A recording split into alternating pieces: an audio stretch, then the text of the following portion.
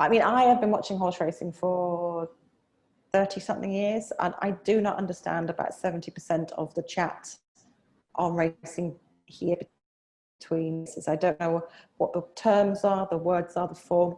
I've never heard of a lot of the people in it.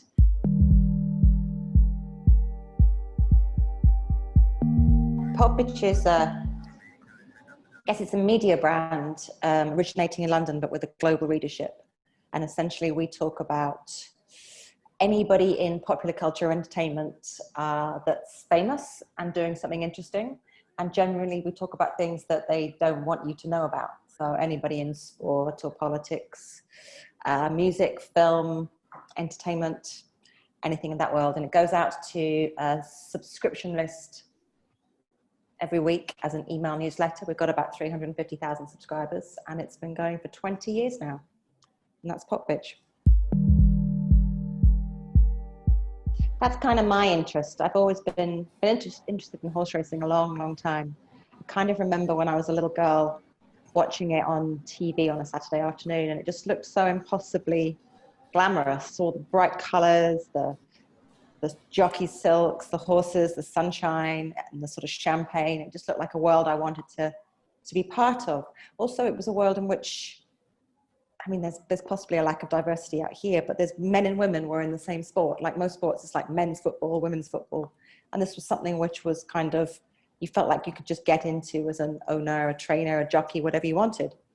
And how it got into Popbitch, we started taking, it's funded by advertisements. We started doing some advertisements from the world of betting, I guess, in about 2009, 2010. And I started working with the British Horse Racing Authority around that time as a consultant. They were doing a project called Racing for Change. The idea was to get racing with a younger, slightly less horsey crowd, sort of bringing kind of popular culture element into racing. And I got brought in to do some advice on it. And in doing that, they got me a horse. So they got me a 2-year-old, which we named Super Injunction, which was a big thing at the time in media. It's basically what celebrities take out in the law to stop you knowing what they're doing. And we then ran that horse for a year, got 100 people of our readers in to be co-owners. And that was kind of my start of like the professional interest in horse racing. And since then, it's been 10 years of, I guess, staying involved in that world. My interest in horse racing isn't really a farms and breeding. I'm a city girl. My interest in racing is betting shops and tracks. So where racing is right now, I mean, I think it's going through a difficult stage around the world generally. In the UK, as a spectator sport, it's very robust. It's got the youngest age profile of any big sport. It's the second biggest sport by spectators, and it's got the biggest percentage of female racegoers. So it's quite a robust spectacle. But in terms of the money in it and how it's progressing as a kind of media product, how does it fit against the other big sports in the world? It's doing really very badly, I'd say.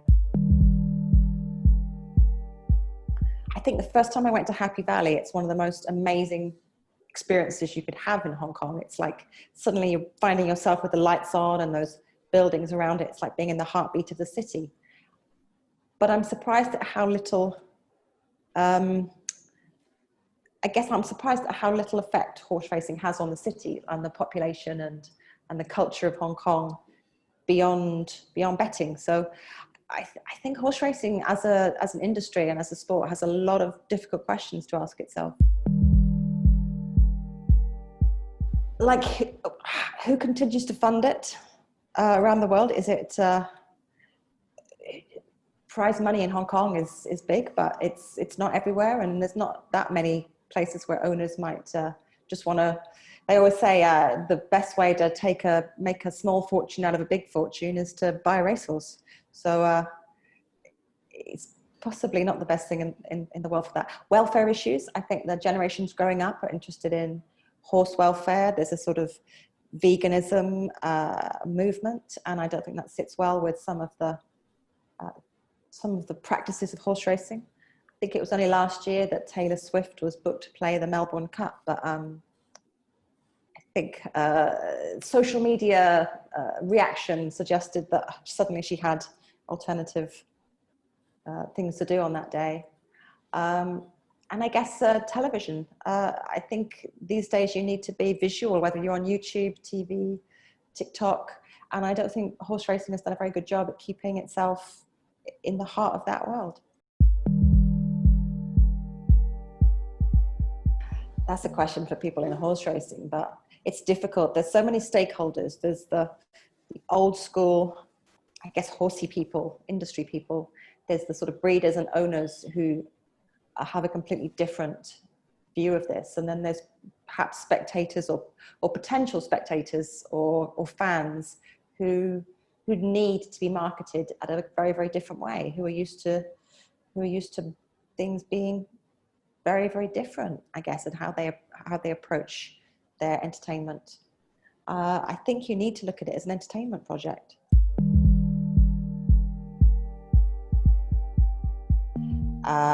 What it's like to go to a track, what the experience I have when I'm there, and then when I'm not there, what is the background noise of horse racing? How does it compete with other entertainment products when you're not there? How does it do its social media? What kind of bite-sized bits of news and information can it send out? What stars can it make? It's very difficult to make stars of things in horse racing because the horses are only there for 2 or 3 years. I don't think the trainers are going to be the thing that appeal to a young audience.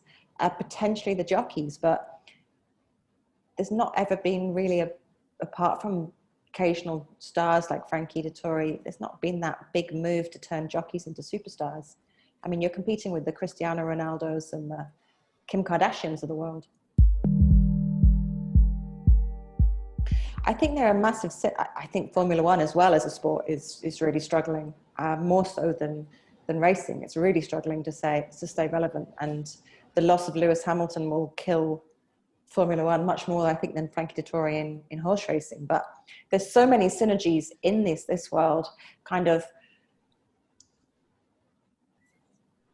the key drivers, the key engine of it, the jockeys or the drivers are, I guess, the ones most unseen during the sport. You've got one in kind of a helmet and a car you don't really experience. You just got to kind of see the outer layer, the car. And you've got in horse racing the jockeys again, or the little figure on the back of the horse. The horses all look kind of similar, just like the cars do.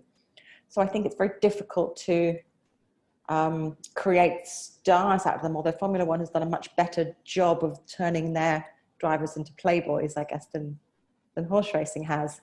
But there's definitely things that the horsepower comes together. Jockeys and Formula One drivers are probably about the same size as well. You could probably swap them over. I think Formula One is elite as well. I think it must be something to do with, I would say 2 things. One, how do you choose your drivers or jockeys? Sometimes the drivers in Formula One are chosen for their marketability as much as their driving. And I don't think that's ever been true, or very rarely been true, in racing. Also, jockeys don't seem to have the desire very often to put themselves, or even the ability to put themselves first and foremost as a marketing tool for the sport. And I don't think up till now the people running the sport have wanted that to happen. The jockeys are sort of they could be the stars, but they're the sort of lowest rung. The owners, maybe the owners want to be the stars rather than the jockeys, or at least the sun around which the sport rotates. I think jockeys are probably amongst the hardest working profession there is. It's a life of dedication from quite a young age. You have to commit to early starts and late finishes. Your body goes through huge amounts of pain and injury. For most jockeys, you probably don't make that much money from it. it's a vocation rather than a way of making a fortune. And yet you're doing sort of 18-hour days. You don't eat to keep your weight down. You're drug tested the whole time. You spend your life sitting in saunas probably to stop to keep you underweight. The rest of the time you're often on the road, just going between racetrack to racetrack. So I think it's an incredibly difficult job, and yet there's so many people who are incredibly dedicated and committed to it. So there must be something about that life that's incredibly rewarding. The adrenaline rush you get from being on a thoroughbred in a race must be incredible. But I think very little has been done to safeguard jockeys' mental health, their career development, teaching them how to talk to the media, making them marketable. I work as a consultant in a communications agency, Redknot, and the side deal with sport. And I've been working with the Stronach Group in the US, run by a very forward-thinking woman, Belinda Stronach, run a lot of the racetracks, a lot of the wages. And I know their brand positioning going into the next few years is to try and take American racing into a different world, one in which looks on itself as an entertainment product, the one that tries to sell itself to people who don't understand racing. And I think that's the only way racing's gonna do it, is if it realizes it has to look outside its own small interest to the wider world. So I think maybe you need to check the hierarchy, but also I think there is a perception, you're right, that racing is a old elitist game, that even, big races around the world struggle to attract sponsorship now. I mean, compared to sort of the NBA, NFL, English Premier League, Indian cricket. I mean, these things people are pouring money into, and yet the Derby in the UK has lost its main sponsor early, and they're looking for, big races like that are looking for a sponsor. And you look at lots of things in racing, Australia and UK and America, and a lot of the sponsors are companies you've never heard of. So there's definitely it's not just the hierarchy of racing, it's definitely racing as a sport that has to reinvent itself in some way.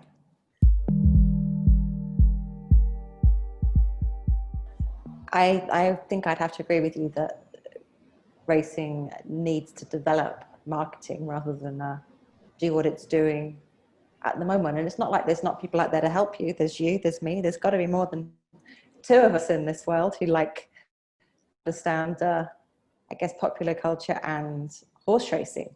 But it can be done. I mean, there's a sport I know that you love as much as I do, Hans, in cricket, which everybody a few years ago would have said was an even more out-of-date elitist sport than horse racing. And look at some of the things it's done to invent itself. Things it's done really badly, like there's the 100, which is a game that hasn't even started yet in the UK, and they're trying to reinvent cricket by making it a 100-ball game and making it sit around cities rather than anything else, and thinking that will do it. But I think there are things like that have done brilliantly, like the Big Bash in Australia. It's given it a completely new sort of feel. The Indian Premier League. It's an amazing experience kind of to be around anything like that. And I don't think kids growing up watching that think of cricket as an old-fashioned red tape hierarchical thing, in a way that you could reinvent aspects of racing to be like that. And some of the things that have been reinvented in racing, like making it a team sport, let's have team racing. I can't really see that's the thing that's going to do the track, or you're going to have a band playing when everyone's gone home after the race. I mean, what about the experience when you're there? Something that Adrenaline at Happy Valley does brilliantly well, making the whole experience from the minute you get in to the minute you leave feel like a night out. I think the sport does well when there's an acceptable amount of prize money, so that jockeys paid well, trainers, there's enough money invested in the tracks to make the experience for spectators good. So everything around it needs to be at a certain level to function as a high-end product, as a high-end sport. But beyond that, No, it probably increases the elitism. Uh, if prize money is too high, then only the very, very rich are going to be able to afford the horses to run. Otherwise, you're not going to be able to get in the game. I have a horse with friends in the UK, and I mean, it only costs I don't know, a couple of $100,000 Hong Kong dollars a year to keep a horse, and you could win a race and you'd be really lucky to make that in a lot of the time in the UK. But as long as you're making back your money, or roughly, then it's a worthwhile experience. But if prize money is everything, then I don't think it matters to most people. I think you need the experience to be good, and you need the horse racing to be of a good quality. It's more important to have 8 horses close together competing in a race than one horse that wins all the money. Good and a bad side to this. I think you look at things like music or football, even cricket, very easy way to get an emotional attachment as a fan. You choose a team, or you choose a player, or you choose a music star and you follow them, whether it's David Bowie, Virat Kohli, Tottenham Hotspur, Real Madrid. You've got a thing, a core, and you become part of a tribe then. You know, it's very easy to be a football fan because there's you and 50,000 others, and you're all rooting for the same thing, and you feel that huge emotion. Or at a gig, you know, at a big gig. You don't get that in racing. No one's ever going to be, I'm a huge fan of the Aidan O'Brien stable, or I only follow horses ridden by Jack Purt and that sort of thing. You're not going to do that. But racing does have a good thing in that you can get really, really tiny emotional attachments. Every single race, you're either betting on something or watching something. You might have chosen it because of the name, or you like the way the horse looks, or the colors of the jockey, or anything like that. But just for 30 seconds, you've got a hugely emotional attachment.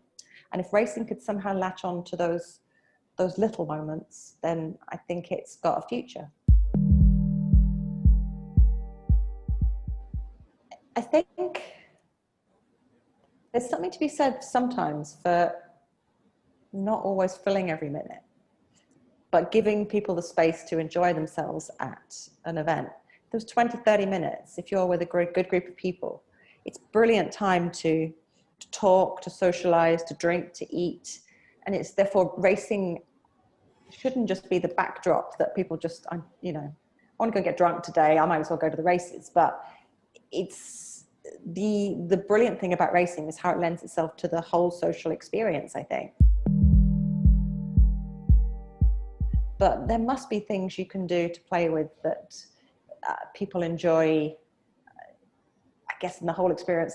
Giving people people love to take photos of themselves when they're out, giving people the opportunity to be a part of the track, to get closer to perhaps not the horses in the race, but to be included in it. You know, it's all very well to be one of the owners, to go and take pictures, to take selfies of yourself near the horses, but if you're in the cheap seats, you're just so far away, you're not part of that. So letting people come and make the track, the horses and the jockeys and everything part of their experience, I think would be a good way to start, rather than at the moment, this is such an elitist separation of the members and the owners go one way and everybody else has to stand like 50 yards away from the action. So for a lot of people's experiences going to the races, you might as well be watching it at home.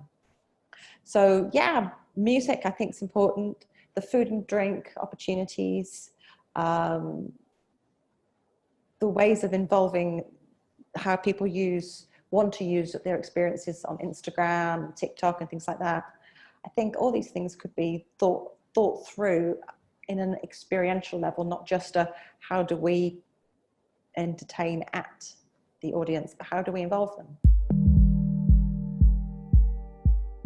Yeah, racing does not use those 25 minutes between races on TV screen to talk to the audience. It basically only talks to a handful of people who already know what it is they're looking at.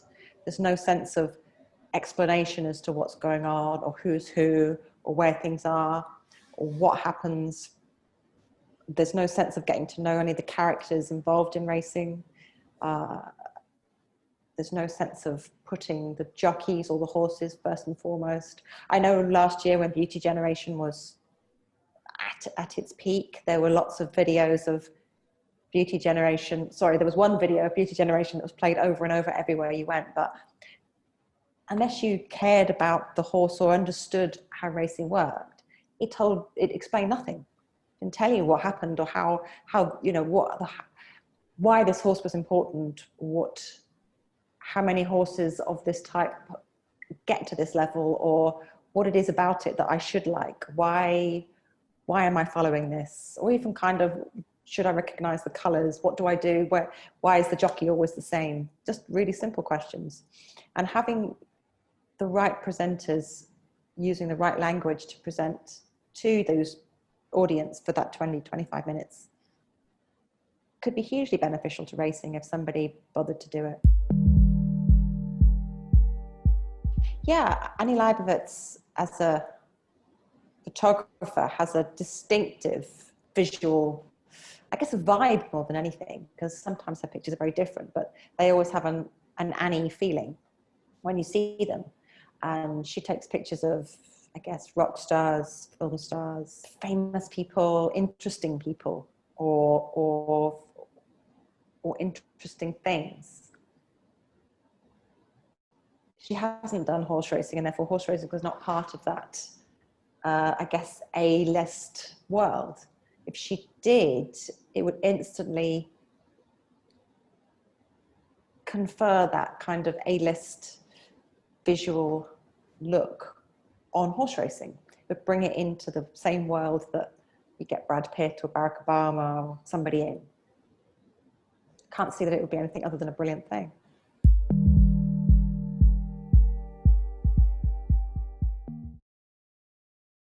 Kanye West is a horse trainer. You know, the Kanye West of my dark, twisted fantasy years. I mean, some of the most interesting production I think ever been done. If he brought that to horse racing, it could be incredible. The celebrity spectacle, the kind of bipolar circus that's going on at the moment. I mean, it might not be the best thing for Kanye West, but it would be the most interesting thing to happen to horse racing in quite a few decades, wouldn't it? It would bring in every kind of media outlet in the world to look at horse racing.